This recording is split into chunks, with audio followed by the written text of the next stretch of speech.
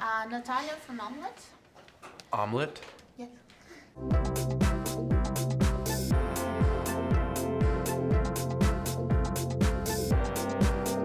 First, congratulations on the film. Thank you. And there's two people in the film, so how was this process for you?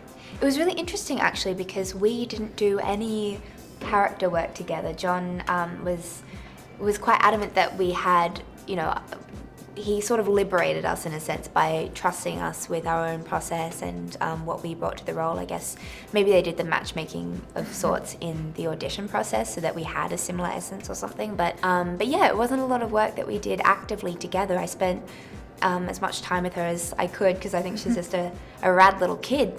She's actually not a little kid. She's a young woman. She's got this old soul, and I just think she's a wonderful being. Well, I never made either of them aware that there was going to be another version of themselves, as it were, and I didn't encourage them to speak to each other. Okay. I certainly never showed them each other's performances.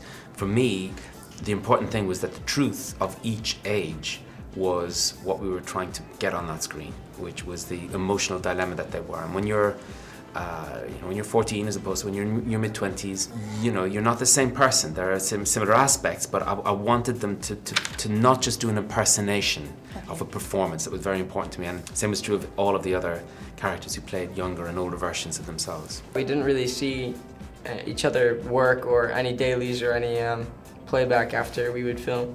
So I didn't see any of his work until I saw the film. And you have to use contact lenses, right? I did, yeah. Sorry. Well, I think it's harder to make brown eyes blue than it is to make blue eyes brown, so. Apparently there's an operation now you can get to take the pigment out of your eye, and everyone can have blue eyes now, so it'll be like the new nose job. Well, me and Finn had, we had separate preparation for it. The one thing that connected us was our dialect coach, obviously because Boris doesn't sound like anything like me or anything like Finn. So that was the work that really brought us together, but we didn't really sit down and rehearse together. We didn't talk about anything together.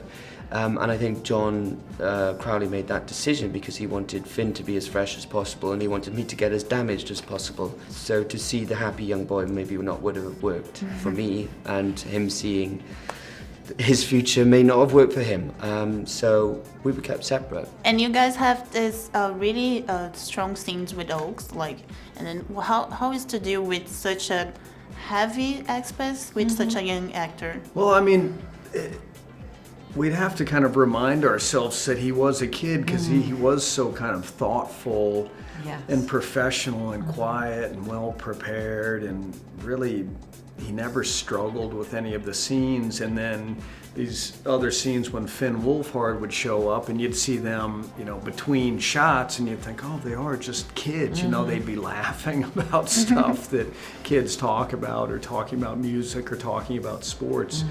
So it was interesting to see both sides, because he was having to tackle a part that would be hard for an actor our age to do. And he did such a good job. And how was to see that put together when you saw the film for the first time? It's really hard for me because it's kind of, I know what I was like as a kid, but I don't know what Boris was like as a kid because that's not me.